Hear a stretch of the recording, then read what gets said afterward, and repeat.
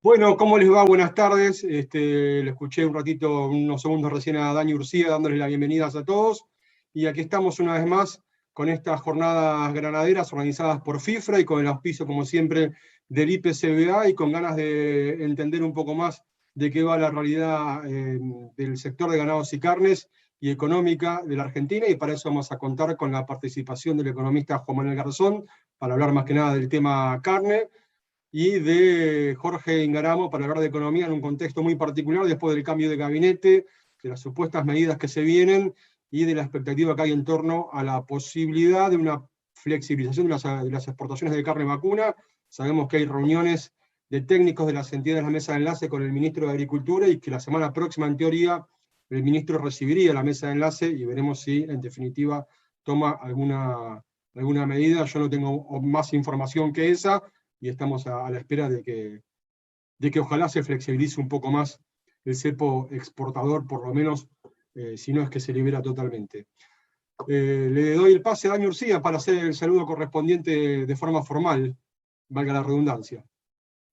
Bueno, gracias Nico, nuevamente buenas tardes a todos, gracias por participar de estos encuentros de charlas granaderas, granos más carnes. Todavía muchos cuando hacemos la invitación nos corrigen que son ganaderas, pero recordamos que esto es un galimatías, este tipo de denominaciones, así que no propiamente definen una cosa. Pero esto surgió junto con la Bolsa de Cereales de Córdoba y siempre hacemos el análisis de la situación de la agricultura conjuntamente con la ganadería y es lo que de alguna manera ha caracterizado estos encuentros.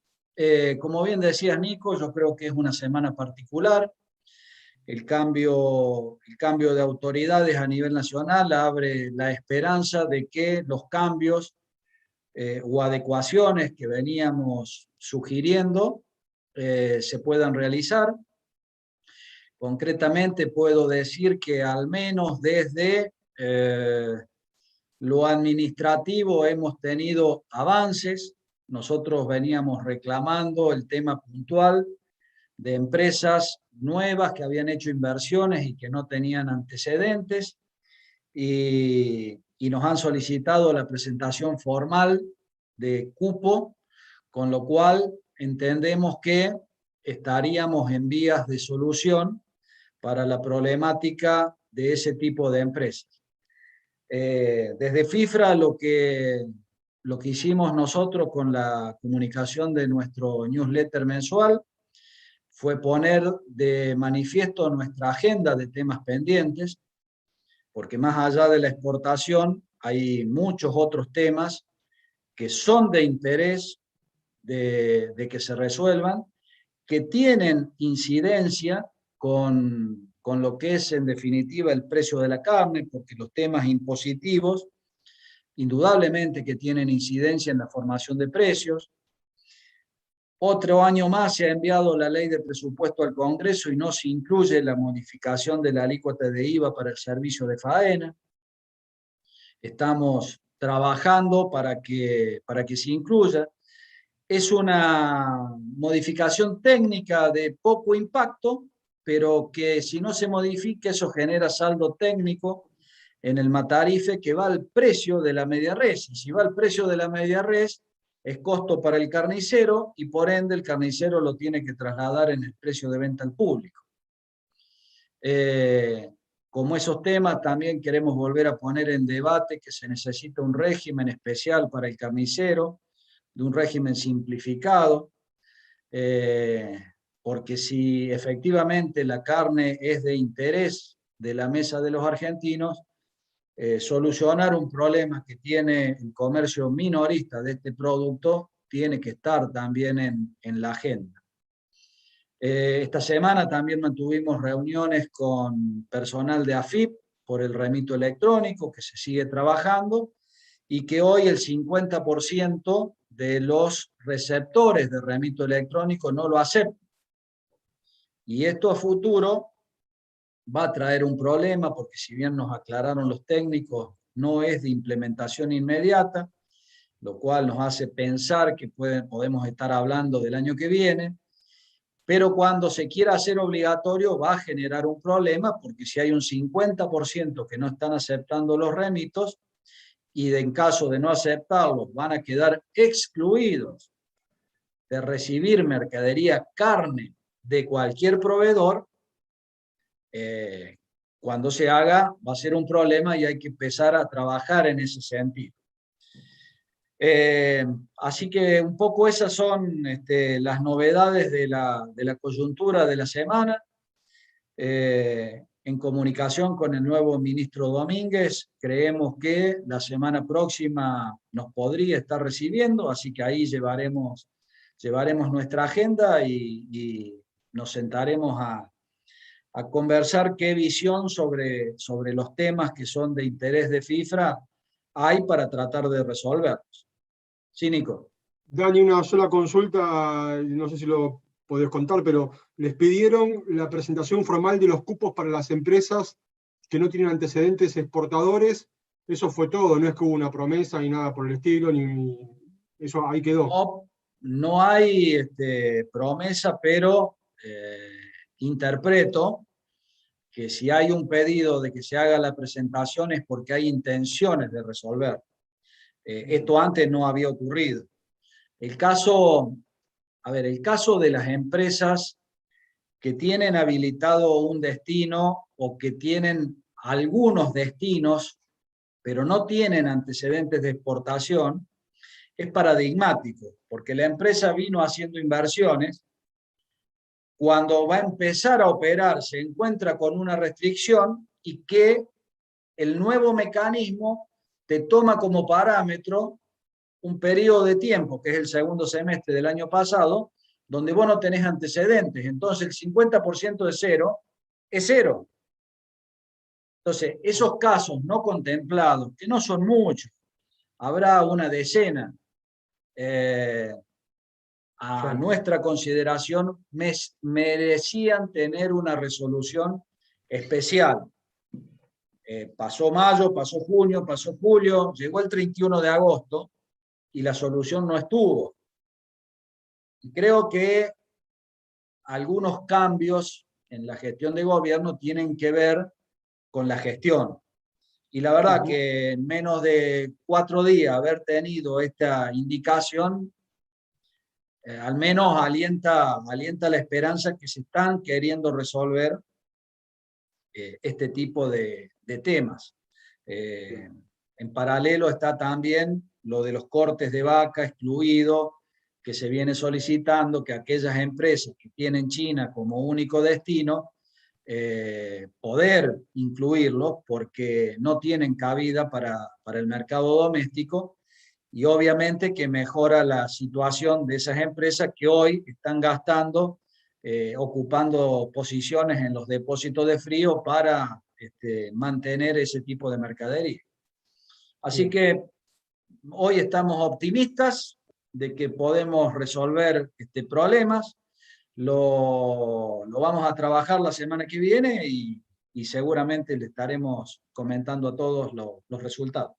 Bueno, gracias Dani. Además salió el sol, hoy más que nunca es un día peronista, con todas estas novedades.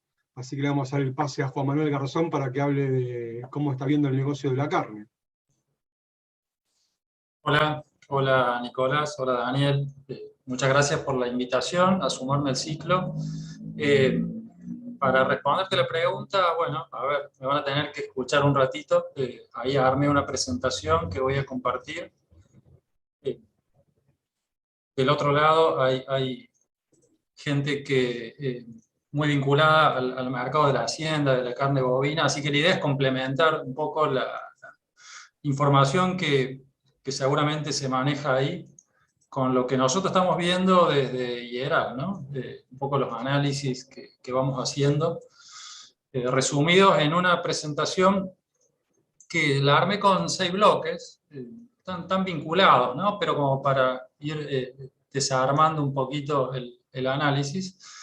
Voy a arrancar con el contexto internacional, ¿sí? Que a mí me parece importante porque, a ver, en un país donde las exportaciones ya representan 25-30% de la producción de carne bovina. Lo que pase en el mundo, además por el tipo de producto que estamos hablando, lo que pase en el mundo impacta en Argentina, y está bueno tener una referencia de lo que está pasando, ¿sí? Así que arranco con esto. A ver, cuando uno mira los precios de la hacienda en la región, se focaliza en el novillo. Acá tomo los países del Mercosur, lo que encuentra es que hay una suba importante, ¿no?, de la hacienda en el 2021, en estos 9 meses. Una suba de magnitud, fíjense los porcentajes, ¿no? En el caso de Brasil, más de 30% de aumento. Argentina también está más o menos en ese orden. Uruguay un poco menos, 12%. ¿Sí? Pero a ver, hay una revalorización importante de la hacienda en la región, y cuando uno mira a otros países del mundo, Australia o Estados Unidos, productores, exportadores, está pasando lo mismo, ¿no? La suba de precios en términos históricos, o el nivel de los precios actuales en una perspectiva de varios años, es bastante alto, ¿no? Es decir, tenemos que volver al año 2011 para encontrar precios en la región tan altos. Bueno, en el 2019 hubo también un precio muy alto en Uruguay, pero fue muy excepcional. Pero si uno mira más o menos el comportamiento de los precios, y al menos en términos nominales, estamos en valores realmente altos en relación a años anteriores, ¿no? ¿Qué hay por detrás de esta valorización? ¿Sí? Seguramente bueno, uno de los factores es que estamos saliendo de la pandemia en el 2021, el mundo se está recuperando, la economía está creciendo, pero cuando uno mira el lado de la oferta, es decir, ¿qué está pasando con la producción de los grandes productores y exportadores de carne bovina?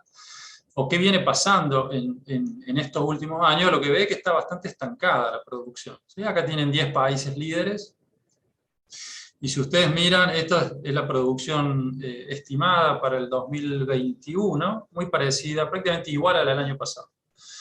Y por debajo del 2019, por debajo del 2018, es decir, los países líderes están generando un volumen de carne muy parecido al de años anteriores, pero claro que el mundo crece en población, y que este año, sobre todo, con economía recuperándose, esta falta de dinámica de la producción se está sintiendo.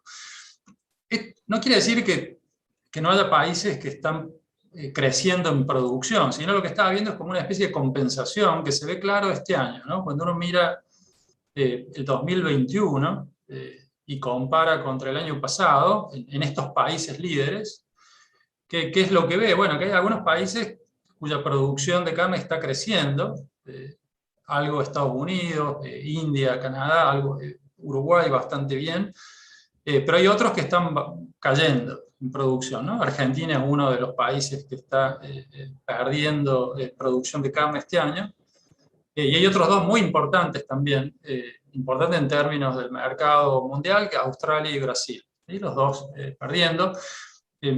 Hay una especie de compensación, es decir, los que crecen alcanzan a compensar a los que pierden, y en el consolidado el volumen de carne que está saliendo al mercado es prácticamente el mismo que el año pasado. Ahora, les decía que el mercado mundial va teniendo, por el lado de la demanda, por el lado del consumo, su dinámica, y en el 2021 eso se nota más, porque, bueno, estamos saliendo de la pandemia, la economía global se está recuperando, y sobre todo hay algunos jugadores de mucho peso, uno en particular que es China, que viene con un salto de consumo interno muy importante.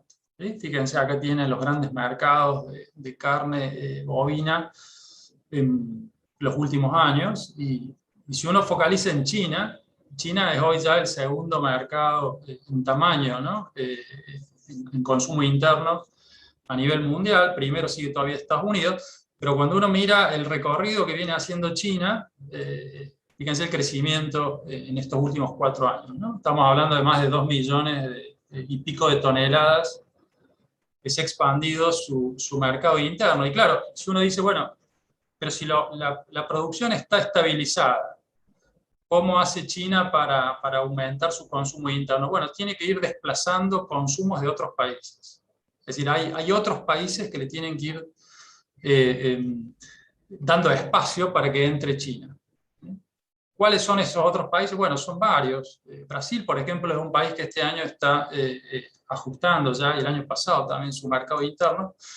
Vamos a ver Argentina cómo termina, pero el punto acá es este, ¿no? La producción mundial estabilizada, el consumo, sobre todo de algunos grandes países como China, expandiéndose, eso mete mucha presión sobre el mercado y los precios han respondido con una suba importante. Juan Manuel, una consulta. ¿Esos 10 millones de toneladas que vos decís son de carne vacuna solamente? ¿O? Esto es carne vacuna nada más. Sí, sí, sí, en todas las carnes China es el principal mercado mundial, O sea, ¿no? que el consumo de carne vacuna de China es el equivalente al comercio internacional de carne, digamos. Exactamente, sí. Está muy cerca del comercio internacional, exactamente. China produce parte de esa carne, ¿no? China, hay 6-7 millones de toneladas que las producen ellos y unos 3 millones que ellos están importando. El segundo bloque, producción y consumo interno, vamos a Argentina. Cuando uno mira la producción, la faena, bueno, les decía que Argentina es uno de los países que este año está perdiendo producción. Hay menos animales que están yendo a faena. ¿En cuánto estamos? Bueno, 4% abajo en lo que es producción de carne y 5% abajo en faena. Y acá está el gráfico con la dinámica. Nosotros estamos estimando que la producción puede caer entre 3 y 4% este año, el volumen de carne producido por Argentina. ¿Por qué? ¿Qué hay por detrás? Bueno, a ver, yo creo dos cosas. Una más estructural, si se quiere. Argentina hizo un recorrido alcista en existencias de vacas hasta el 2018.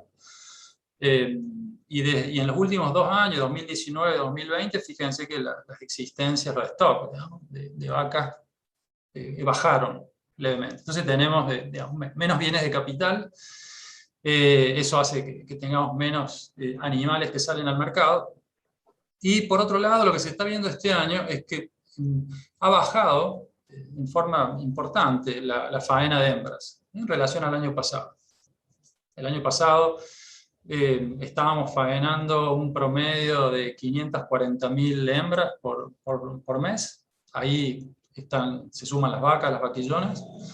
Y este año estamos en 480.000. ¿Sí? Ahí fíjense el gráfico, cómo hace la curvita y empieza a bajar esa línea de puntos, ¿no? Esa es la faena de hembras, cómo ha bajado este año. Entonces la combinación de este factor estructural con este factor coyuntural el que está generando la menor producción de carne. El consumo interno, en el mientras tanto, el consumo interno ha caído. Ya después voy a mostrar qué pasó con los precios de la carne, y eso tiene que ver también con el consumo. Pero bueno, en un contexto de menor producción hay menor afluencia de carne, tanto para el mercado de exportación como para el mercado interno. Y el consumo interno, lo que sería el consumo aparente, está casi en 48 kilos per cápita, último registro que es el de agosto, una estimación. El año pasado cerró en 50 kilos per cápita, el anteaño en 51 y el 2018 en 56, así venimos bajando. Está claro, creo, ahí el gráfico cómo viene bajando el consumo. Hay algo de recuperación, poquito, luego de la suspensión de exportaciones, poquito. Nosotros estamos estimando cerca de 49-50 kilos per cápita que va a cerrar el año, más o menos como el año pasado. Estamos viendo ahí, bueno, es muy fino el número que hay que hacer, pero vamos a andar bastante parecido al año pasado, un poquito menos probablemente. ¿Por qué la menor producción, les decía, hace que haya menos volúmenes para distribuir entre mercado interno y mercado externo? Y además lo que genera en un contexto de demanda externa bastante firme y una demanda interna que se empezó a recuperar, porque en la pandemia, bueno, sufrió, pero la economía este año, Argentina, algo de recuperación está teniendo, presiona los precios, presiona los precios hacia arriba. Y bueno, y lo que se ve es justamente una suba, cuando uno compara el precio actual de 18 cortes de carne bovina, esto del IPCBA, contra el año pasado, hay una variación de precios del 77%, ¿no? Esto tiene que ver, bueno, con la escasez que antes hablábamos. ¿Cuándo se generó esa suba de precios? Bueno, se generó sobre todo en el primer semestre y a fines del año pasado.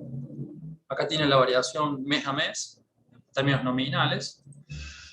En los primeros meses del año veníamos con un incremento del 5,5 mensual, precio consumidor de carne bovina, y en los últimos 2 meses se desaceleró y tuvimos caídas nominales. ¿Sí? Esto coincide con la suspensión de exportación. Después voy a seguir hablando de la suspensión de exportaciones. Déjenme que vaya anticipando nomás algunas cosas. En términos reales, como se suele decir, qué tan cara o barata está la carne bovina, si uno la compara contra otros periodos de tiempo, con otros momentos. Bueno, acá tienen una serie de 16 años con precios de la carne ajustados por inflación, es decir, hemos sacado el problema de la inflación del medio. En junio habíamos tocado un techo de 738 pesos promedio, 18 cortes, que es el valor más alto que teníamos en la serie esta histórica, al menos para nosotros, desde IERA. Desde el cierre de exportación, en realidad un mes después, se ve esa baja a 684, ¿sí? Que sigue siendo un precio alto, si uno, en términos históricos, ¿no? En términos históricos. Después voy a hacer otras referencias con vecinos, por ejemplo, para tener otra perspectiva, porque uno se puede comparar con su historia, pero también se puede comparar contra otros países o contra otros momentos, ¿no? Otra forma de ver los valores de la carne es en términos de los salarios. Este indicador se puede poner de distintas maneras. Una manera es en términos de cuántos kilos de carne puede comprar un salario promedio del sector privado formal en los distintos años, momentos del tiempo, ¿no? Acá hay 20 años. En el 2021 estamos en 105 kilos, ¿sí? Y perdiendo 22 kilos respecto al año pasado y 34 kilos respecto al 2019. Es decir, hay una baja significativa de poder de compra del salario en términos de carne bovina. ¿Qué estamos viendo en los últimos meses? Bueno, en los últimos meses hubo un piso en junio de 99 kilos. Este es un piso casi histórico. No hay, en el 2003 se había registrado otro valor así tan bajo, 99 kilos. Y desde ese piso de junio hemos recuperado algo en julio y en agosto. Esto tiene que ver con la baja de precios que yo antes les mostraba, ¿no? La baja de precios consumidor que antes les mostraba y cierta recuperación de los salarios. Pero en términos históricos, se ve bien claro en la serie que el poder de compra del salario en términos de carne está bajo, está realmente bajo. Ahora, yo les decía que uno puede compararse contra su historia o también puede compararse contra otros países. Esta es una comparación que hacemos con Uruguay, precios de similares cortes en Uruguay y en Argentina, precios consumidor. Esto es agosto. Argentina está 14% más barata en dólares, por supuesto que hay que usar la misma moneda para comparar, 14% más barata que Uruguay. Y si uno compara con Chile, la relación es más favorable todavía. Acá hay 13 cortes, estamos 30% más baratos que Chile. Chile es más caro que Uruguay. Chile es un importador de carne, por eso la brecha es mayor, ¿no? Con Chile. Y acá hay una comparación con los 3 países. Esta es una comparación distinta. Esto es a comienzos del mes de agosto, es la última que hicimos, un relevamiento en supermercados. Acá está incluido Brasil, y en este relevamiento nos daba en agosto Argentina tenía la carne más barata, ¿no? De estos cortes que estábamos comparando. Eran 8 cortes. En síntesis, la carne, el precio consumidor está alto para nuestra historia reciente al menos, para nuestro poder adquisitivo del salario, pero cuando uno lo compara en perspectiva a los países de la región, no tenemos carne cara. ¿Sí? Cuarto punto, precios de Hacienda. Acá hay distintas formas de ver los precios de la Hacienda, siempre tratando de tener la mayor perspectiva posible, ¿no? Es la forma en que usualmente analizamos las cosas acá en el Lideral. Este es el precio de la vaca en Liniers, un precio promedio. Esto es 128 pesos, septiembre de 2021. Acá está hasta el día 21, creo que están estos precios. A ver, en junio, mayo estaba más alto. Acá tiene el piquito junio-mayo, bajó, ahora ha vuelto a subir en septiembre un poco. Y en términos históricos, es un buen precio, ¿sí? Al menos en relación a costo de vida, ¿no? Fíjense la serie, no hay muchos otros periodos con precios más altos, ¿sí? Acá hay un pico en el 2010, este fue la gran faena, este pico fue la consecuencia de la gran faena de animales que hubo, ese gran ciclo de liquidación donde nos quedamos sin animales y bueno, después se generó una gran retención de animales para recuperar justamente el stock perdido, y ese es el pico de 2010. Y en novillito estábamos en 173 pesos, y de vuelta también cuando uno mira la serie histórica, no es un buen precio, ¿sí? Al menos en relación a nuestro pasado. Uno puede mirar los precios de la Hacienda también en relación a algunos de sus insumos, o en relación, pensando sobre todo en el feedlot, ¿no? Uno de sus insumos claves es el maíz. En relación a maíz estamos en 9,9 kilos de maíz por kilo de novillito, de mercado Liniers. Es un valor bajo, es decir, el poder de compra del novillito en términos de maíz está bajo. Fíjense la serie histórica, hemos tenido poderes de compra mucho más altos. Y cuando uno mira esto, empieza ya a intuir que el feedlot está con problemas, y que ha estado con problemas todo el año. Y efectivamente esto se ve en este otro gráfico que tiene a la derecha, que es una estimación que nosotros hacemos de margen bruto, de un feedlot. Este es un margen instantáneo, le llamamos, que se construye así, es el precio el valor, perdón, de venta del novillito, menos el valor de compra de un ternero de invernada, expresado en kilos de maíz, ¿sí? Es decir, cuántos kilos de maíz compra ese margen bruto, y fíjense que está muy bajo, bastante bajo ese indicador. En relación a la media está 20-25% por debajo de la media, lo cual me dice a mí, sin ver la rentabilidad de los feedlots, es que siguen con problemas. Más allá de que puede haber habido algo de recuperación, pero sigue muy complicado el margen de los feedlots. También yo les decía, cuando uno mira precios de Hacienda, al igual que hice antes con los precios consumidor, me puedo comparar con los vecinos. ¿Y qué es lo que vemos acá? A ver, hasta mayo la Hacienda en Argentina venía copiando bastante bien y bastante cerca a los precios medios de nuestros vecinos. Acá hay esta línea punteada, es el precio medio del novillo en Brasil, Uruguay, Paraguay, es un promedio simple nada más. Fíjense que veníamos bastante cerca ahí, y desde mayo los precios se abren. Es decir, los precios en Argentina retroceden, se estabilizan un poco, pero retroceden, mientras que los precios en la región han seguido subiendo, levemente, pero han seguido subiendo. Es decir, ha aparecido una brecha de entre 12 y 20% a nivel de precios de novillo entre Argentina y sus vecinos del Mercosur, ¿sí? También exportadores de carne bovina. La única explicación para esta brecha es la política comercial, es decir, es a ver, ¿por qué la hacienda en Argentina vale menos que en la región? Bueno, porque tenemos derechos de exportación de 9 puntos y porque la exportación no está liberada, ¿sí? Es el único motivo por el cual el mismo producto, llamémosle así, aunque incluso el producto argentino es mejor que el de algunos de estos vecinos, vale menos en nuestro país. Acerca de las restricciones a la exportación, último punto. A ver, justo hicimos una charla a comienzos de este año, acá en este mismo ciclo, y en una de las diapositivas yo había puesto este texto, que esto fue en enero de este año.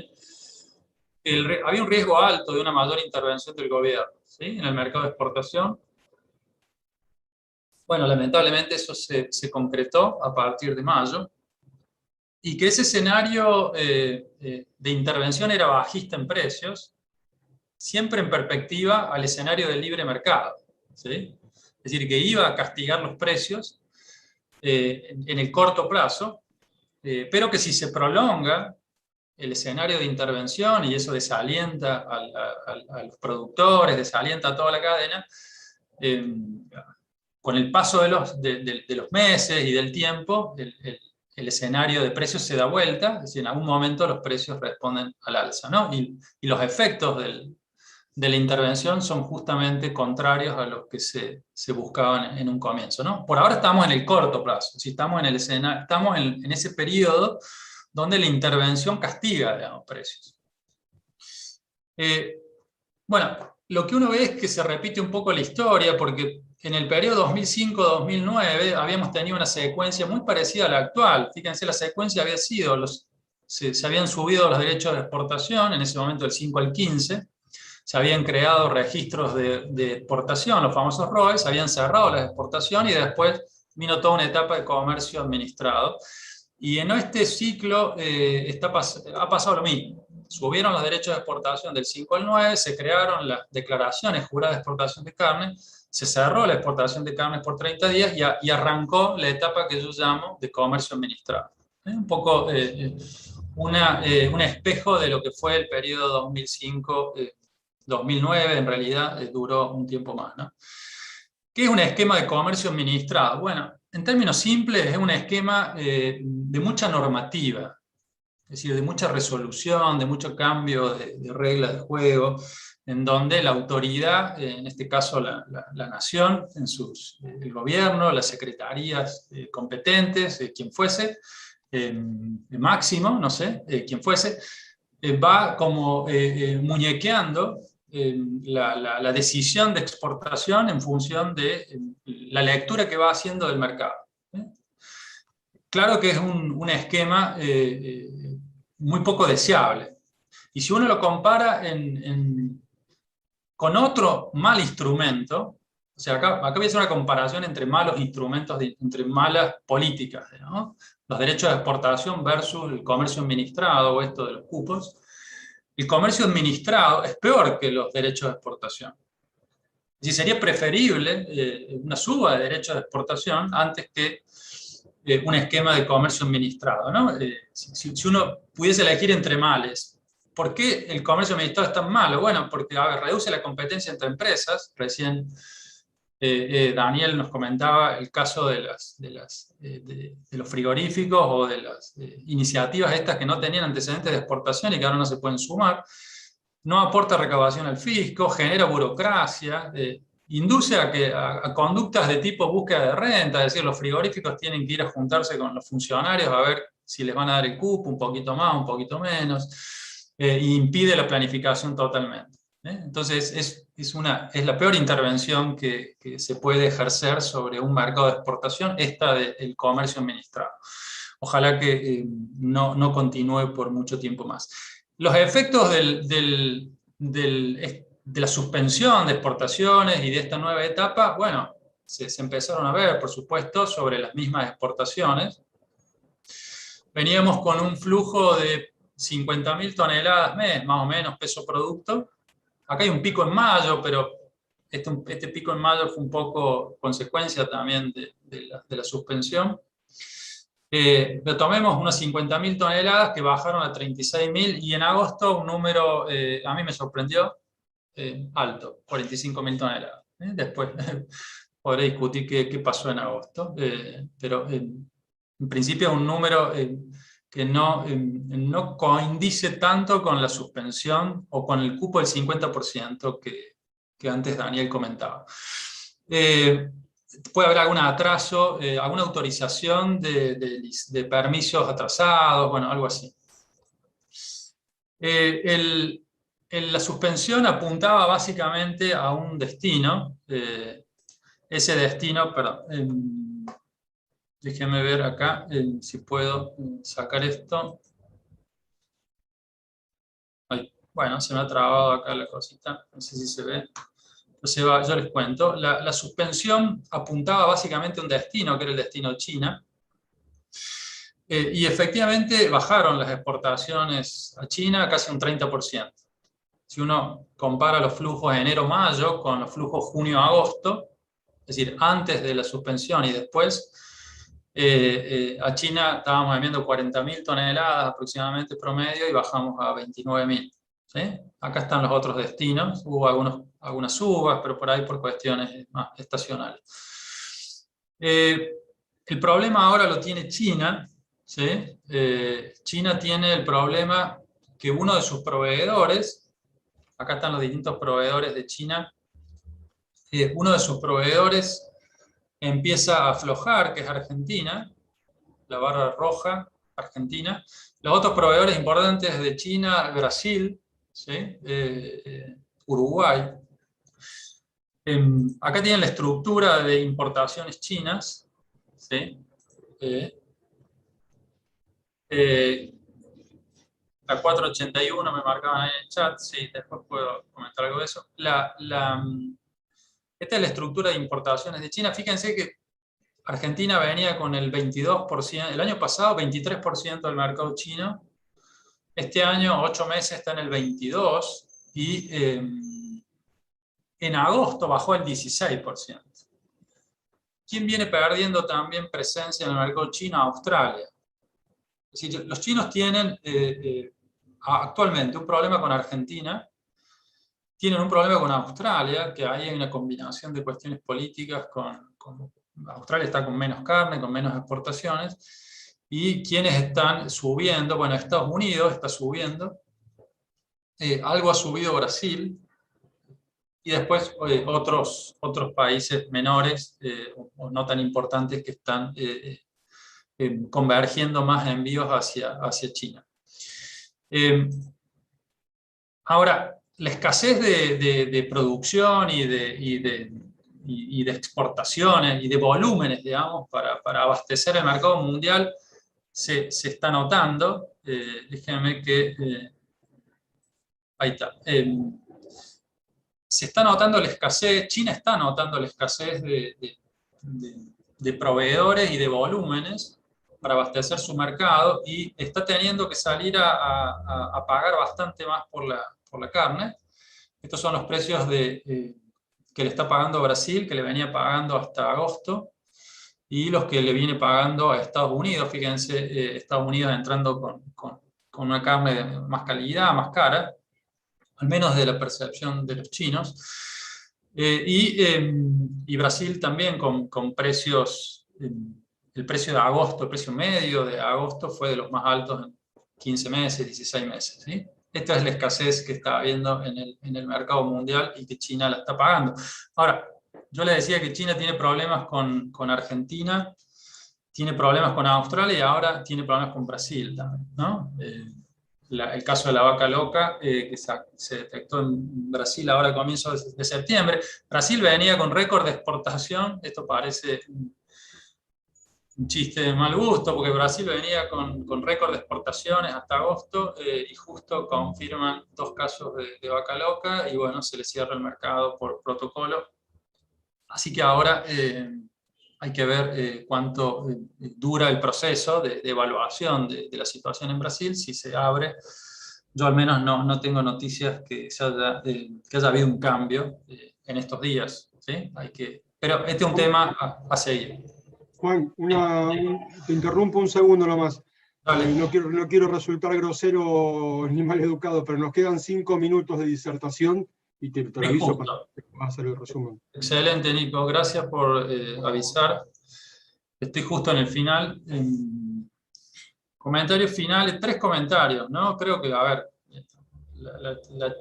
a lo largo de la charla he ido hablando de varios temas, precios consumidor, hacienda, producción mundial, exportaciones. Yo rescato 3 cosas.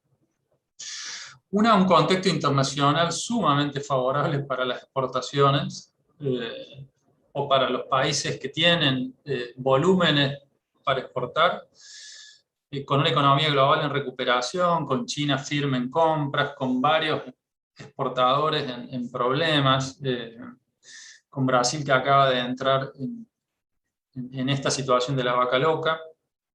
Es decir, es un contexto excepcional o sería un contexto muy bueno para nuestras exportaciones. ¿Cuánto de este viento de cola vamos a aprovechar? Bueno, depende del gobierno. Va a depender del gobierno, va a depender del comercio administrado, que yo les comentaba. Si recién se comentaba de la posibilidad de que haya un cambio, alguna modificación en los volúmenes que se van a poder exportar, o si se va a dejar entrar alguna nueva empresa o frigorífico, etc. Pero si el comercio sigue administrado y con restricciones sobre los volúmenes, este escenario internacional tan favorable nos va a llegar vía precios, no vía cantidades. ¿Qué es vía precio? Bueno, vamos a exportar menos, pero a precios más altos, ¿sí? O sea, algo vamos a capturar, precios más altos, pero no todos los volúmenes que podríamos colocar, dado que, hay restricciones. Y respecto de los precios de la hacienda, de la carne, si uno mira los fundamentos del mercado, o sea, y piensa en qué puede pasar en los próximos meses, esto no es un pronóstico, sino es un razonamiento. En general, todos los fundamentos de mercado están para tener precios firmes, tanto de hacienda como de carnes, en próximos meses, en el mercado interno argentino, ¿no? Poco yo he ido desarrollando varios de estos factores. Una demanda externa que está necesitada de producto, ahí vimos China cómo está acelerando lo que está pagando, porque no está consiguiendo. Hay una producción local que está reducida, o sea, hay menos disponibilidad de producto. Hay un aumento estacional que se empieza a dar en estos meses, en estos próximos meses, por condiciones climáticas, es decir, mayor consumo. Hay una política fiscal que va a ser expansiva. Acá Jorge Ingaramo se va a explayar bastante más en esto, seguramente, que está en modo eleccionario. ¿Y qué es lo que puede contrarrestar este escenario de precios sostenidos, tanto de hacienda como de carnes, en estos próximos meses? Bueno, el gobierno, ¿no? La política del gobierno, justamente la política de comercio exterior administrado, el torniquete sobre las exportaciones. Yo creo que si el gobierno, dada la necesidad que tiene de revertir el resultado de las elecciones, si el gobierno ve que en estos 2 meses los precios consumidor muestran alguna suba, alguna recuperación, yo creo que va a ser muy difícil que libere exportaciones o que no ajuste incluso un poquito más el torniquete que ha generado a partir de toda esta batería de normativas sobre el comercio exterior. Bueno, hasta acá llego yo. Muchas gracias por la atención y quedo abierto a las preguntas. Gracias, Juan Manuel, por la disertación. Una primera pregunta que tengo yo, cuando hablabas de la relación salario-carne, que llegó a mínimos históricos hace unos meses, creo que 99 kilos decías. La pregunta es, ¿porque se retrasó mucho el salario respecto de la inflación? ¿Porque aumentó la carne en términos reales? ¿Por una combinación de las dos cosas? ¿Algún factor pesa más que el otro?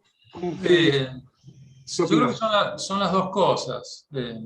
Tenemos un aumento importante de la carne a nivel consumidor.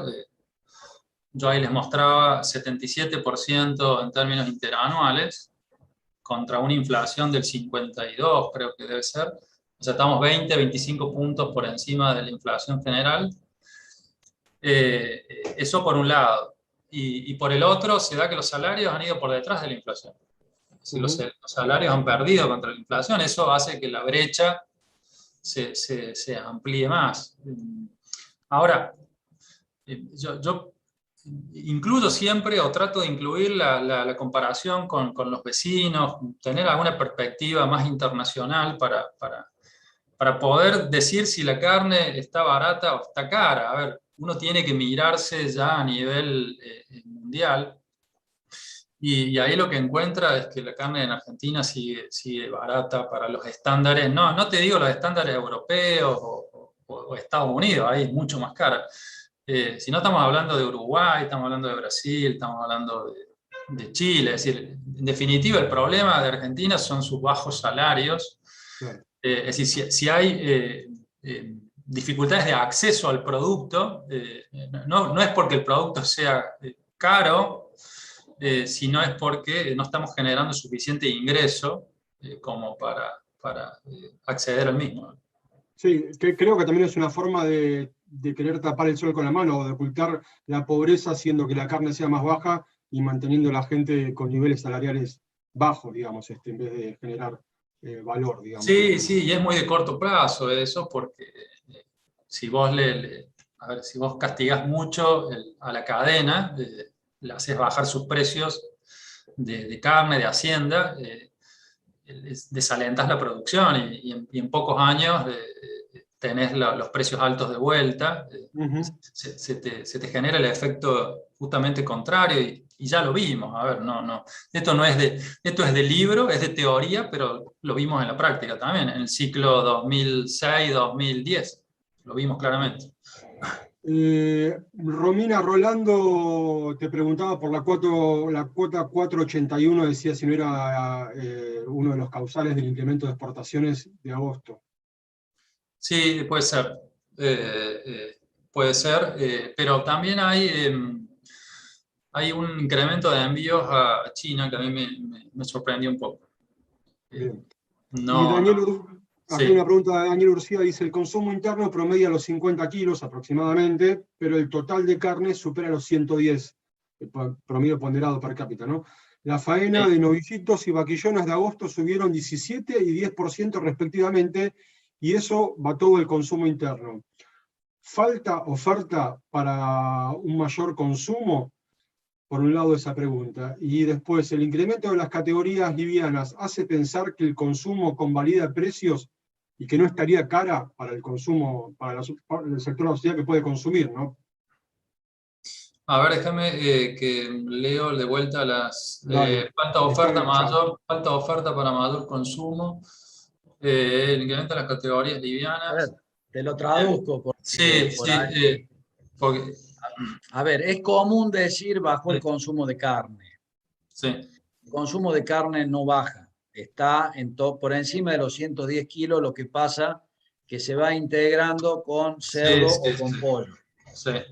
Cuando yo veo eso, digo, me parece que acá empezamos a ver una tendencia de cambio de hábitos de consumo, donde vamos a ver que año tras año va a bajar el consumo de carne vacuna, pero no por precio. Por eso lo vinculo. En el mes de agosto vimos que las categorías predominantemente de consumo, que son la vaquillona y el novillito de 2 dientes, subieron en su participación en la faena. Y eso sube porque tenés un consumidor que lo está pagando, porque si no, nadie faena un producto que no te lo compra y que indudablemente está convalidando los precios actuales, que lo ligo a lo que vos decías, si la carne está cara o no. Sí, sí. Entonces, a eso iba la pregunta y la Sí, a ver, reflexión. en otras charlas yo mostré el consumo consolidado de las tres carnes líderes, en esta no lo puse, pero coincido, estamos más o menos en 110 kilos, y el proceso de sustitución de carnes es probable que esté que esté continuando, porque en realidad ya viene desde hace algunos años, primero fue la carne aviar avanzando, ahora está avanzando la carne de cerdo. Pero lo que te corregiría es que sigue siendo una cuestión de precios, en definitiva. Sigue siendo una cuestión de precios relativos. O sea, cuando vos le ofreces al consumidor un producto, por ejemplo, en el caso de carne de cerdo, de muy buena calidad, pero que sale 30-35% más barato que la carne bovina, el consumidor elige la carne de cerdo, ¿sí? Porque en la relación calidad-precio le cierra bastante bien. Es decir, puede haber un cambio también de preferencias, no sé, algo que lleve a los consumidores hacia otras carnes, pero te diría que sigue siendo una cuestión de precios, o de precios relativos, si vos querés, la que genera ese cambio en la estructura de consumo de carnes. En Argentina, que es la que se ha visto y la que se ve a nivel mundial, ¿no? Argentina está copiando un poco la estructura de consumo que tiene el mundo. Lamentablemente, cuando vos frenás exportaciones, cuando vos generás todas estas interferencias del mercado, lo que haces es demorar ese proceso, porque abaratas la carne bovina. O sea, yo no tengo dudas que hoy, yo no tengo dudas que la carne bovina estaría un poco más cara si las exportaciones estuviesen liberadas. No tengo dudas, porque tendríamos un novillo a $2,20, $2,10. Es muy probable, porque lo vemos, Uruguay tiene un novillo de $2,40. Es muy probable. Hoy el mundo está muy demandante de carne, Argentina tiene carne espectacular. Entonces la estaríamos pagando un poquito más, y eso aceleraría el proceso de cambio de la estructura de consumo. ¿Sí? No sé si hay alguna otra pregunta. No, bueno, en línea con lo que venían diciendo, creo que también otra forma de medir el consumo es como a veces la cuenta que saca Ignacio Iriarte, que es multiplicar la cantidad de kilos que consume en promedio un argentino por el precio promedio del kilo de carne, y te da un consumo de carne vacuna mucho más alto, que casi el doble de la sumatoria de pollos y cerdos, ¿no? Lo que habla también de la preferencia. O Digo, decir, en gasto. claro, el perdió Sí. poder de compra del salario, pero sigue habiendo una clara preferencia. Después hay que ver quién es el que está comprando, ¿no? Porque la Sí. gente A ver, por eso. en gasto de consumo sigue siendo mucho más importante el gasto en carne bovina, igual que a nivel de la industria frigorífica. Por ahí en Córdoba hablamos que la carne de cerdo avanzó mucho en los frigoríficos también, pero en términos de negocio la carne bovina sigue siendo mucho más importante. Claro. Bueno, yo no tengo más preguntas, Dani. Vos no sé si querés comentar algo, o le damos el pase a Jorge Ingaramo para que haga su análisis económico de la situación en este país pujante que siempre nos trae buenas noticias todos los meses. Todas buenas noticias trae Jorge, me dijo antes. Sí. Jorge, adelante. Está muteado, Jorge, ahí está. ¿Nos escuchás, Jorge? Sí, yo a ustedes sí, ustedes a mí. Ahora sí, perfectamente. Bueno, buenas tardes a todos. Gracias por la invitación una vez más. Antes de empezar mi disertación, quiero hacer una denuncia pública. El doctor Daniel Urcía no votó en Córdoba, sino que votó en Merlo, provincia de Buenos Aires, del conurbano, atraído por los fuertes regalos de electrodomésticos.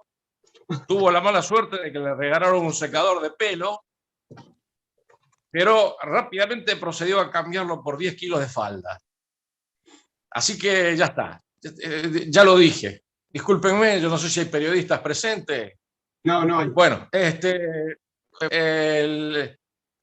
título de mi charla un poco habla de la fractura expuesta y cómo se puede hablar expuesta al frente de todos desde el punto de vista económico, ¿no? No puedo evitar empezar a hablar por un tema político, porque acá no se puede hablar del 2022 seriamente si no se sabe cuál va a ser el resultado electoral del 14 de noviembre. Porque que hayan mandado un presupuesto no quiere decir absolutamente nada. Todo el mundo esperaba un resultado tipo empate, más o menos 300.000 votos en todo el país. 300.000 votos es un 1%, un 1,5% de diferencia a favor de uno o a favor de otro. Resulta que hubo 2 millones de votos de diferencia en contra del Frente de Todos. O sea que hay 9 puntos de diferencia. 69,1% de los argentinos no votaron al Frente de Todos. Eso genera la discusión, la sorpresa del oficialismo. La carta de Cristina 2 días después del intento brevísimo de Alberto de empoderarse, lanzando el compre argentino, lanzando el presupuesto, diciendo que le va a pagar al fondo y lanzando la ley de hidrocarburos. Bueno, viene la carta de Cristina y después viene la pelea de Cristina con Guzmán, donde se discute básicamente si hay ajuste fiscal o no hay ajuste fiscal. Bueno, eso después lo vamos a tratar de contestar. A mí me parece que no hay ninguna duda que ha habido ajuste fiscal, pero el ajuste fiscal fue en enero-mayo. En enero-mayo hubo ajuste fiscal, pero claro, ahora al hacer las cuentas todavía con el acumulado a agosto, todavía se sigue notando el gran ajuste fiscal. Digamos, esta es la tabla que sale en la oficina del presupuesto del Congreso Nacional, les invito a que la miren, que miró Cristina para escribir la carta. Y ahí se ve que para los primeros 8 meses del año, los ingresos tributarios aumentaron el 83,9% y los gastos sociales aumentaron el 21,9%. Téngase presente que el año pasado se hicieron gastos sociales por la pandemia y que este año no están, pero lo mismo, la diferencia es abrumadora, 83,9% de suba de los ingresos tributarios contra 21,9% de suba de los gastos sociales.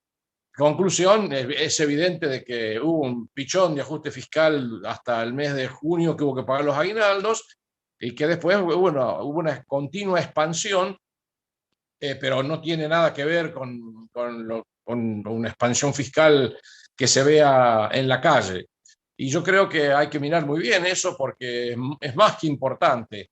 Si uno mira que en lo que va del año, la cantidad de billetes y monedas en poder del público creció el 18%, y los saldos de tarjeta de créditos crecieron el 7,7% contra una inflación del 32%, se da cuenta que el mercado interno está más seco que lengua del oro, como dicen en el campo. Entonces yo creo que hay un problema muy claro ahí de que cómo van a hacer para darlo vuelta a eso. Yo no sé cómo van a poder hacer. Creo que la fractura está expuesta, digamos. Hubo un cambio de filosofía. Todavía no vimos si las nuevas espadas están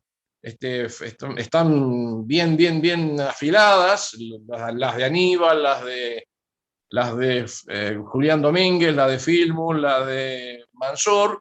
Todavía no lo vimos porque es poco lo que se conoció hasta ahora. Con levantarse a las 7 de la mañana para una reunión de gabinete no es suficiente. El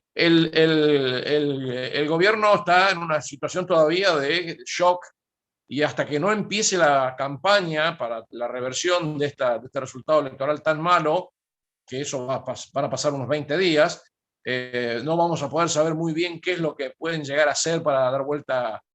El mercado tenía una lectura bastante simple, que era que antes de las elecciones, que era que mirando las encuestas, como decíamos, pensaba más bien en un empate, pensaba que probablemente después del 14 de noviembre viniera la línea Massa, jefe de un super equipo económico que manejara la economía para el lado de la derecha o para el hemisferio occidental,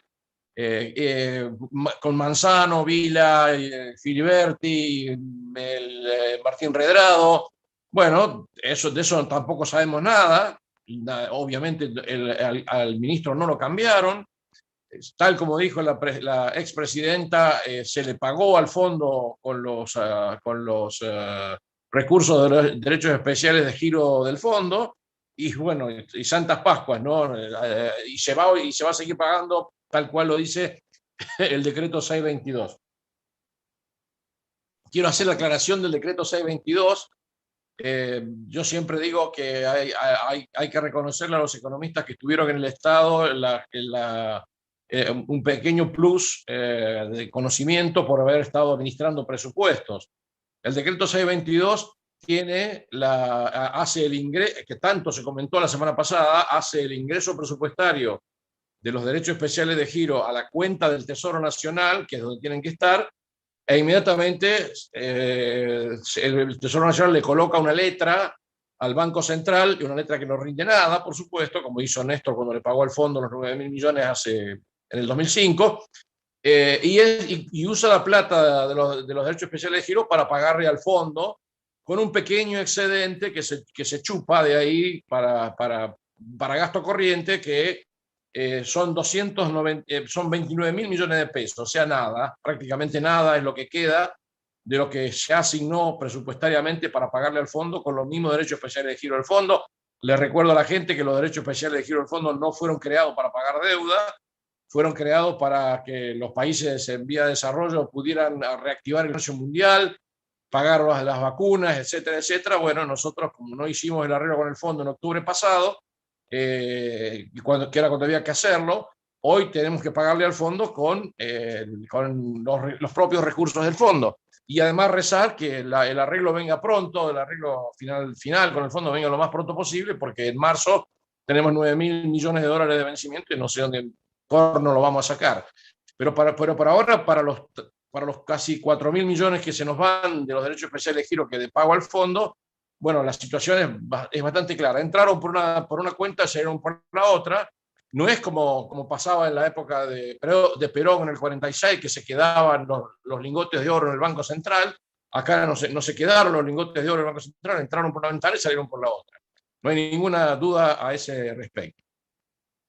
¿Cuál es en este momento la situación verdadera del punto de vista de la emisión monetaria? Y sí, hubo tres ampliaciones presupuestarias importantes, aparte de la que acabo de comentar, que suman prácticamente 1.200.000 millones de pesos, que sirvieron para pagar el aguinaldo y después para hacer un conjunto de gastos que eran para la situación electoral, sobre todo el del AMBA, digamos, porque acá a Córdoba no creo que haya venido gran cantidad de esa plata. Así que claramente hay una situación electoral de mayor emisión monetaria, un Banco Central que está mucho más activo. Una primera pregunta que hay que hacerse es: ¿esto es para que explote? Digamos, bueno, lo que se emitió concretamente desde el Banco Central para el Tesoro son 920.000 millones de pesos, el equivalente a 3,8% del PBI. Así que, y eso es más o menos lo que alcanza para el nuevo déficit que ahora tiene Guzmán y que tanto le reclamaba a Cristina. Cristina quería déficit, ahora Guzmán se lo está dando. En el presupuesto decía que el déficit operativo de este año iba a ser 4,5 puntos del PBI. Bueno, ya estamos en el 3,6 y con un poquito de esfuerzo vamos a llegar cómodamente al 4,5% del PBI. El problema es que, claro, el mercado no come vidrio, y así como perdió la ilusión de un cambio de rumbo después de las pasos, por ahora el mercado se mantiene completamente expectante a la espera de ver si se produce la verdadera inundación de pesos. Si se produce la verdadera inundación de pesos, obviamente el exceso de pesos va a ir al dólar. Este gobierno tiene una gran suerte. Una gran suerte. La Argentina siempre fue soja y suerte, ahora es soja y suerte y DEX, y derechos especiales de giro. Bueno, la recaudación de derechos de exportación en lo que va del año subió 171%. 171% nominal, derecho de exportación, ¿no? Y aparte nos regalaron 4.435 millones de dólares. Quiere decir que evidentemente mucha suerte. Los exportadores se portaron como unos duques, como unos duques. En enero-agosto declararon 73% más de divisas que en el mismo periodo del año pasado, y todavía falta una parte por declarar, que ahora veremos con el nuevo cambio cómo es el humor de los exportadores respecto a la política que sigue a partir de ahora, porque obviamente con ganas de declarar no tiene nadie en Argentina, porque la brecha cambiaria se mantiene en 80%, Así que no hay ninguna gana de declarar. El otro que se portó como un duque, como suelo decir yo siempre, es el sistema financiero. El sistema financiero se porta muy bien, por supuesto no quiere ampliar los límites de las tarjetas de crédito, obviamente no comen vidrio los muchachos, saben perfectamente que esto puede ser un jolgorio de dos meses, entonces por eso, como decíamos recién, mucha gente comenta que mucha gente en los comercios dice, nosotros este año no vimos el aguinaldo. ¿Qué quiere decir que no vieron el aguinaldo? Y que la gente cobró el aguinaldo y se fue a cancelar la tarjeta de crédito para dejarla libre porque no conseguían que le aumentaran el límite de compra. Por eso hubo una cancelación prácticamente del 5,6% de los saldos de tarjeta de crédito después de cobrado el aguinaldo, y por eso no hay prácticamente el incremento de los saldos de tarjeta de crédito en lo que va del año es apenas un 5,5% nominal, como yo dije antes. O sea, tenemos una situación donde la Argentina tiene un formidable superávit comercial que hasta agosto fue de 10.600 millones de dólares. Este año, por suerte, el Banco Central, los pudo comprar la mitad de eso, unos 6.000 millones de dólares, y eso le permitió incrementar en 5.000 millones de dólares sus reservas, que por supuesto hubieran sido 9.000 si hubiéramos tenido, hubiéramos arreglado con el fondo y hubiéramos podido guardar los derechos especiales de giro en lugar de hacerlo entrar por una ventana y dejarlo salir por el otro. ¿Cómo es la situación de precios, los precios claves desde el comienzo de año hasta ahora? El tipo de cambio oficial claramente se está atrasando. O sea, el tipo de cambio oficial viene subiendo en lo que va del año 16,3% contra 32% de inflación, la mitad. O sea, el atraso del tipo de cambio es evidente. El dólar MEP y el dólar contado con liqui están subiendo en torno al 25%, también por debajo de la inflación, nótese. O sea, hay mucha especulación y muy mal humor en el mercado, pero no hay caso. Las intervenciones del Banco Central con esa plata que digo que vino de las exportaciones, vino de los derechos especiales de giro, más o menos la está remando, y creo que más o menos la va a poder llevar, por lo menos porque faltan 34 días hábiles hasta las elecciones, y esos 34 días hábiles yo creo que el Banco Central más o menos la puede remar si no pasa nada extremadamente malo. Lástima que, claro, el riesgo país ha vuelto a subir después de la mejora que había tenido antes de las elecciones, cuando todo el mundo esperaba a Martín Redrado. Ha vuelto a subir, pero aún así no está tan grave la situación. El bono global nuestro ha subido en lo que va del año 19% y tiene una tasa de retorno del 19% también, valga el acierto, pero si uno corrige esa tasa de retorno del 19% al valor del tipo de cambio comercial, el tipo de cambio oficial, y no usando el tipo de cambio financiero, el tipo de cambio contado con liqui, la tasa de retorno baja al 9,6%, que era lo que esperaba Guzmán cuando hizo la reprogramación de la deuda con los fondos de inversión.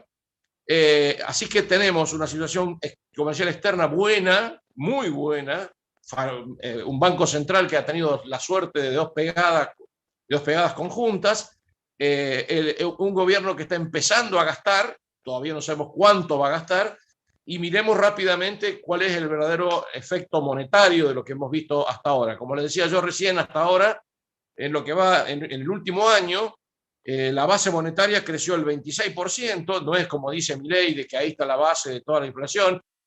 Si fuera por eso, el crecimiento de la base monetaria, la emisión neta, es apenas el 26%, no es ni remotamente el 51% de inflación anual que hemos tenido. La liquidez total está creciendo al 45,8%, y eso coincide exactamente con el rendimiento de los pasivos remunerados y el crecimiento de los pasivos remunerados del Banco Central. O sea, la inflación se justifica toda por el crecimiento de los pasivos remunerados del Banco Central, llámese LELIQs y llámese pases bancarios. Pero como los bancos le renuevan y aparte los bancos compran buena parte de las renovaciones de deuda interna que está haciendo Guzmán, la semana pasada tuvo un tropiezo, pero tropiezos tiene cualquiera en la vida, pero hasta ahora viene reprogramando casi toda la deuda interna bastante bien. Todo el problema de los bancos es seguir, que esto no reviente. O sea, los bancos son los que están trabajando a favor de que esto no reviente y lo están consiguiendo porque hasta ahora esto, insisto, no reventó. La liquidez total de la economía, como decía recién, está creciendo alrededor del 46%, en línea con ese 51% de inflación que hay y en línea con los aumentos salariales. Los sindicatos, por supuesto, están mucho más enojados que antes y están buscando que el gobierno les recomponga las paritarias y los aumentos salariales. Así que esa es la situación global que tenemos en este momento. Yo creo que no hay que asustarse mucho porque no va a pasar absolutamente nada demasiado grave si la pelea entre el ministro de Economía y la vicepresidenta no se profundiza, cosa que no creo que pase, por ahora no creo que pase, y la perspectiva que uno puede hacer no pasa de los 20 días hasta que comience de vuelta la campaña. Si cuando empieza de vuelta la campaña empieza la emisión monetaria a lo pavo, vamos a tener otro incidente como el de octubre del año pasado, un dólar de 200 mangos, o quizás más, ¿no? Porque ahí sí va a ser muy, muy difícil el poder de intervención del Banco Central.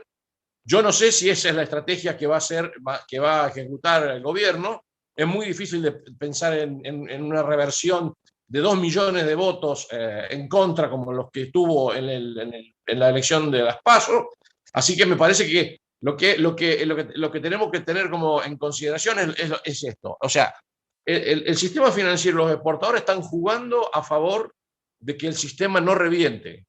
Y le están dando tiempo al gobierno de que esta fractura expuesta que hay en el frente de todos se defina.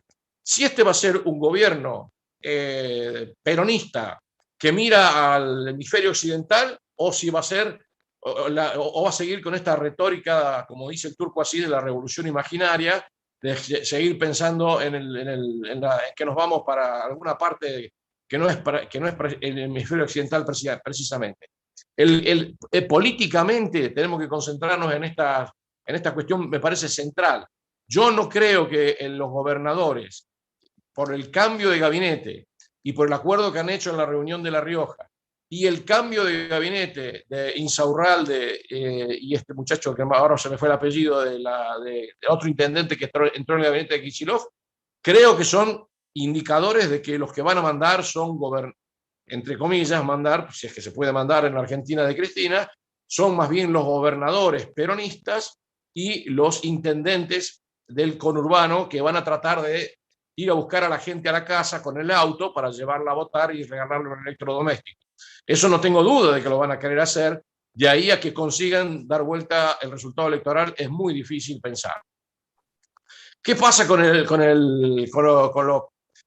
la situación de los precios internacionales que recién estábamos comentando? Por suerte, el mercado de maíz, que es el que a ustedes más les interesa, el mercado de maíz en Chicago está bastante más estabilizado. Se ha estabilizado en las últimas 3 o 4 semanas, pese a la sequía de Brasil.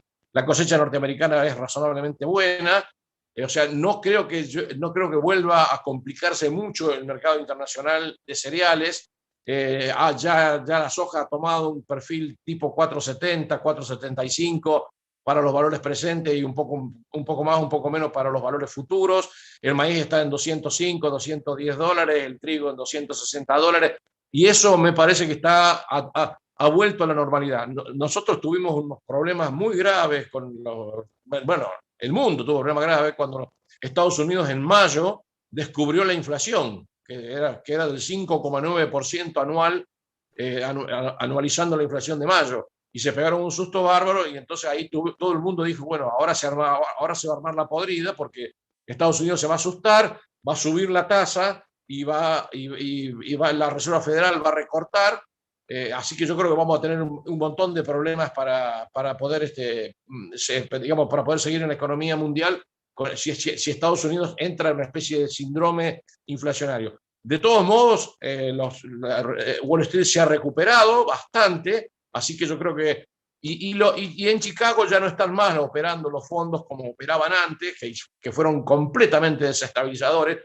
Y ahí está, en mi opinión, la base fundamental del crecimiento del precio internacional del maíz, y de la soja, obviamente, que comenzó en octubre, noviembre pasado, que ustedes lo veían recién en la filmina que presentó Garzón, donde claramente se observa que el despelote se arma en octubre, noviembre, diciembre del año pasado, con la suba de los precios internacionales del maíz, que repercute inmediatamente en el precio de la carne, en la rentabilidad de los feedlots, en toda esa... así que yo creo que el mercado internacional va entrando en una etapa de paulatina tranquilidad de los precios que no hace augurar que en la Argentina se espera una buena cosecha de maíz. Por supuesto, está el síndrome de la niña dando vuelta alrededor de todo, que no conocemos, no sabemos cuán niña es, porque hay zonas donde pronostican la niña y después llueven 110 milímetros, y hay zonas donde no vieron una gota de agua ni partida por la mitad en la Argentina. Así que vamos a ver cómo va. Como todos saben, maíz y soja se puede sembrar hasta el mes de enero, o sea que hay tiempo para sembrarlo y después, así que es posible que no tengamos grandes incidentes por ese lado. De todos modos, yo sería muy precavido con la discusión sobre cuánto va a valer el maíz el año que viene. ¿Por qué? Porque, insisto, está el síndrome de la niña y está el ver si se concreta o no la intención de siembra de casi 7 millones o 7,1 millones de hectáreas de maíz. Ya para terminar y no hacerla tan larga, yo creo que la fractura está expuesta. Esto que pasó en el Frente de Todos no está resuelto, para nada está resuelto, de ninguna manera está resuelto. Va a haber todavía montones de pases de facturas. En 20 días comienza de vuelta la campaña, después van a analizar el resultado electoral. No sé qué les va a pasar con el resultado electoral y cómo van a reaccionar ante un resultado electoral adverso. La verdad, pensar de que están los cambios que se han hecho, como dicen algunos, son mirando a 2023, a mí me parece un chiste, una conversación. No tiene ningún sentido pensar en eso. Nadie está pensando hoy en el gobierno en cambios mirando al 2023. Están todos pensando en cómo quedan el 15 de noviembre parados para poder hacer política económica.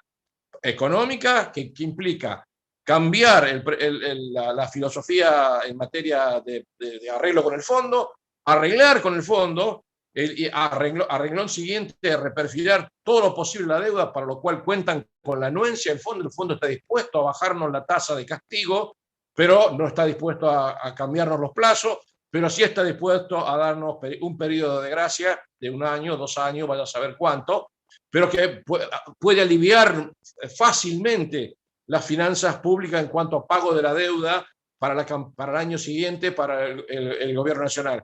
Ahora hay que acomodar el problema político, que el fondo sepa quién manda en la Argentina, que el fondo sepa que puede refinanciarle a la Argentina y darle 1 año de gracia, y que la Argentina va a hacer una política proexportadora para que el Banco Central pueda comprar la reserva, porque al fondo hay que pagarle con reserva.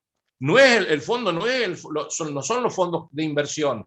Los fondos de inversión son papelitos que se pagan con papelitos, como fue ahora, como fue la reprogramación del año pasado. Dame el papelito viejo que tenés, te doy otro nuevo y seguimos embromando. Así que ahora, para el año que viene hay muchas preguntas que necesitan respuestas, pero yo diría las 3 más importantes son la fractura expuesta, que no creo que transforme al gobierno en un ganador de carreras de 100 metros llanos, de ninguna manera.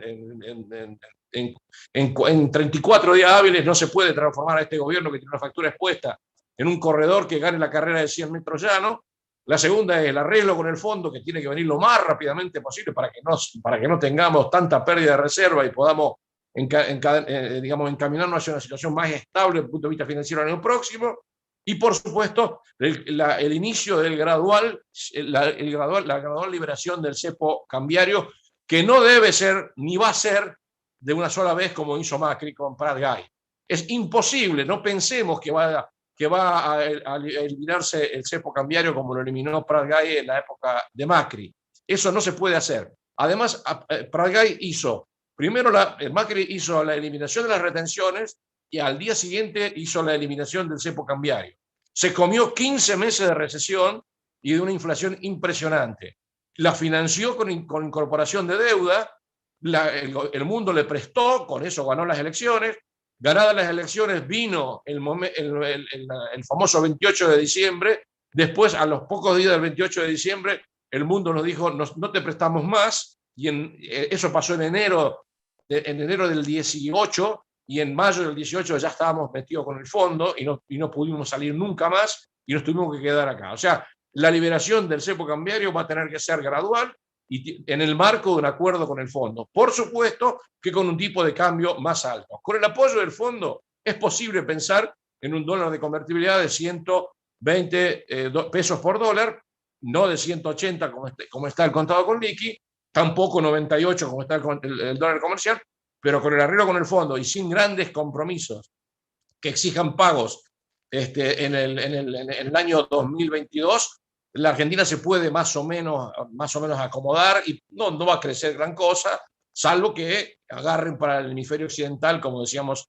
hace un rato. Como veo que me insisten con las LELIQs, que yo siempre digo que el problema de las LELIQs es bastante simple. Si crecen lo mismo que crece la inflación, no hay ningún problema. Si los bancos exigen una tasa más alta de las LELIQs y empiezan a crecer mucho más que la inflación, estamos en un despelote. Porque los bancos no van a acompañar esa autolicuación y van a exigir algo tipo certificado SER. O sea, dame, en lugar de darme la LELIQs, si vas a hacer una política inflacionaria, dame un certificado SER ajustado por costo de vida. Entonces vamos a indexar la deuda al costo de vida, con lo cual no terminamos nunca. No se puede gobernar con el 51% de inflación anual, bajo ningún punto de vista. Eso Guzmán lo sabe, todo el equipo económico lo sabe, y me parece a mí que, como decía recién yo, los pasivos remunerados del Banco Central están creciendo notablemente. ¿Por qué? Porque hay que esterilizar la emisión de los 920.000 millones de pesos que se hizo para esto. Pero no es tan distinto al billón de pesos que hubo que emitir el año pasado por la pandemia. No es tan distinto. Es más o menos lo mismo. Por eso el año pasado tuvimos una inflación más baja por la recesión. Este año tenemos una inflación más alta porque cada vez que se vuelva a la normalidad, se va a ver claramente que hay que remunerar a los bancos con más plata para que los bancos sigan manteniendo la plata y no la larguen al mercado. Así que yo creo que, en síntesis, yo preveo estas tres cosas centrales. Al comienzo de campaña, ver si se salda la factura expuesta y para qué lado se salda la factura expuesta del frente de todos, el arreglo con el fondo y la salida del control de cambios, como cuatro cosas centrales, sobre las cuales hoy poco y nada podemos decir, porque no tenemos ninguna certidumbre de cómo va a regresar estos muchachos. Finalmente, soy muy optimista sobre la gestión de Julián Domínguez. Yo lo conocí a Julián, no soy amigo, ni mucho menos. Es una persona de diálogo. En el año 2009 me convocaron a mí como economista contratado para el PEA. Por supuesto, obviamente, el PEA, cuando estaba a punto de empezar a discutirse lo medular del PEA, que eran las medidas económicas, a Julián lo mandaron a ser diputado y chao, se terminó la película y los que teníamos contrato cobramos lo que habíamos trabajado y no cobramos más. Pero se puede hablar con este buen hombre, o sea, es una persona que es razonable, entiende los problemas. Ahora a las 5 de la tarde empezaba ya una reunión de algunos miembros, supongo que habrá ido Martins, del Consejo Arbitral Argentino a verlo a Julián. Yo creo que preguntó en los últimos días sobre la ley agroindustrial. La ley agroindustrial probablemente tenga impulso de Julián. No veo ningún inconveniente en que Julián impulse la ley agroindustrial porque no tiene prácticamente costo fiscal y tiene todos beneficios que pueden ser aprovechados para un programa agropecuario. Lo que necesitamos en la Argentina es que Julián Domínguez diga: el programa del Consejo Agroindustrial Argentino es el mío. Eso es lo que necesitamos. Y no me extrañaría que lo diga. No me extrañaría que lo diga. En algún momento lo puede llegar a decir. Termino. Jorge, respecto del tipo de cambio, vos dijiste que si comenzaban a emitir campaña de por medio, se puede ir a 200 pesos o más. ¿Qué evolución le ves al tipo de cambio? Con toda la implicancia que tiene, ¿no? Después en la inflación, en la pobreza y demás. Por eso, Guzmán es completamente renuente a esa clase de políticas. Ya hoy Moroni confirmó que ¿cómo se llama? El programa este que hicieron el año pasado, que me olvidó el nombre ahora, que esto es la repartida de plata. Bueno, eso no va a haber. El IFE no va a haber. IFE no va a haber, así que yo creo que va a haber. Y recuerden siempre aquella nota que salió un domingo de Jorge Liotti en La Nación, donde Jorge Liotti hace trascender, seguramente por la boca de algún miembro del equipo económico, que Guzmán piensa que el plan de Kicillof es, para decirlo en castellano antiguo, una pelotudez. Y es evidente que no creo que Guzmán sea un hueso fácil de roer. Y evidentemente, mal que nos pese a los que no creemos, a los que no pensamos como Guzmán en economía, tenemos que reconocer que el señor enfrenta a la doctora en público. Enfrenta a la doctora en público. Que no es poca cosa. ¿No? Que no es poca cosa. Así que sin tener gran apoyo político tampoco, también, ¿no? Vos sabés que todo animal cuando está acorralado pelea por su sobrevivencia. Sí, pero en público no, ¿eh? No es tan fácil oponerse en público a la doctora. Es evidente de que algo de eso, digamos, hay que ver qué hay detrás del nombramiento de Mansur y si Mansur va a acompañar la permanencia de Guzmán, por lo menos hasta que se arregle la cuestión del fondo. Creo que eso es fundamental. Si dan la señal de que eso se puede interrumpir, el dólar sube. No hay ninguna duda, porque los bancos no comen vidrio. Y el riesgo país también, obviamente, como ha venido subiendo. Así que si hay una reunión ahora del Consejo Agroindustrial con Domínguez es porque las negociaciones están avanzando, entonces, Jorge. Es porque Jorge estuvo en Merlo conmigo. Sí, claro, exactamente. Estuvimos en Merlo con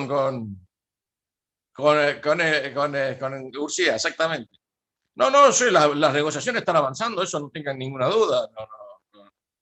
Digamos, el gobierno está buscando qué hacer para revertir parte de. No sé, acuérdense, hay un dato que es central. La provincia de Buenos Aires tiene 135 lugares electorales. 135 lugares, no sé cómo se llama, distritos, etcétera, etcétera. ¿No? El oficialismo perdió 112. 112. Sí, y ganó 23. ¿No? Y están buscando a dónde están los 700, 800 mil votos de los 7 distritos más grandes del conurbano, donde perdimos 700 mil votos. O sea que es evidente de que tienen que moverse. Está claro de que hay una interna muy brava entre ellos que dice que dice que digamos, el aparato no se movió para las PASO. No se movió para las PASO. ¿Qué quiere decir eso? Que los intendentes le dijeron a Máximo, anda vos a buscar a la gente. Anda vos a buscar a la gente. Y evidentemente no fueron a buscar a la gente, porque la gente, como confesó Goyán, no fue convocada, no la fueron a llevar en auto a votar, por más que haya habido algún electrodoméstico en el medio. Y veremos qué pasa en noviembre, ¿no? Como sigue la película. Quietos no se van a quedar, no creo. No, por supuesto que no. Pero tienen espadas, no hay duda de que hay espadas que son distintas. Lo que pasa es que todavía no practicaron el rinraje, digamos. Esas espadas están viendo. Es más, no conocemos ni los equipos técnicos conocemos. Así que no sabemos para dónde van a salir. Digamos, no sé, todavía no sabemos quiénes son los secretarios de Julián. Bueno, por ahora son los mismos que había, los confirmó a todos, eso fue lo que dijo. Veremos si los confirma después de noviembre, ¿viste? Porque también hacer un recambio en este contexto de todo el ministerio puede ser medio conflictivo, pero por ahora confirmó a todos. Bueno, pero han vuelto a algunos amigos que tenía en la época del PEA. Lo que pasa es que eso sí, yo me refiero a secretarios y subsecretarios, por lo menos lo que me dicen a mí, del ministerio, que ahí Daniel lo está confirmando, están todos. Después puede ser que haya vuelto gente ladera de él, que esté empezando a cumplir funciones, ¿no? Sí, sí. Así que bueno. Pero no lo veamos a Julián como un expediente pesimista. Si no tiene más remedio con el tema del cupo de carne, bueno, no sé, se tapará la nariz y tratará de salir con alguna cosa. Pero en el resto me parece que es un tipo que entiende, que sabe lo que hace, muy ambicioso, muy ambicioso. Me parece que va a tener muy buena... puede acomodar un poco el tema del campo. Claro. Yo de alguna manera coincido con lo que dijo Juan Manuel. Creo que va a haber algunas correcciones. Creo que va a haber continuidad de comercio administrado, como lo llamó Juan Manuel. Y resolviendo, y siendo honesto, resolviendo algunas cuestiones puntuales, como pueden ser los cortes de vaca excluidos a China, que no tiene ningún sentido, la solución de las plantas que no tienen antecedente y cupo. Yo creo que se acomoda, se pone en carrera y hoy las plantas, un poco por el aumento de exportación que vimos en agosto, con la mejora de precios que se está viendo en Europa, mejora el precio, y lo cual permitiría de alguna manera sostener las estructuras que están preparadas para una mayor actividad, esperando llegar al 31 de diciembre que se acaben las restricciones. E indudablemente no tengo duda que el objetivo de Domínguez en esta semana es llegar a la semana que viene con la propuesta de estas mejoras que yo veo, y eventualmente me parece que, por ejemplo, poner en marcha los préstamos que anunció Basterra de 10.000 millones de pesos, que lo hicieron mal, para la compra de maíz en los titulares de Hacienda en encierre corral. Me parece que eso, si rápidamente liberan para que cada titular de Hacienda con certificado de SENASA pueda obtener los 9.000 pesos por animal, rápidamente se va a utilizar para aumentar la cantidad de Hacienda encerrada, convalida el precio del criador, que hoy tiene buen valor el ternero, y mejora la oferta de fin de año. Y por supuesto hace rodar la economía. Y vamos a ser honestos, 10.000 millones de pesos en este contexto de los números que estamos hablando no son nada. No es nada. No. No es nada. No, ahora la pregunta es, ¿qué pasa? Los filoteros dicen que se están vaciando, ¿no? Me decía el otro día Juan Eiras que no se asustaría de encontrarse con una capacidad, con una ocupación en el próximo informe de la Cámara del 50%, que hoy está en 63%. Si se vacían los feedlot y el gobierno libera un poco más las exportaciones, nos encontramos en noviembre y diciembre con una crisis de oferta, tensión de precios, vuelve otra vez la intervención, digo, se quedan quietos, la dejan pasar.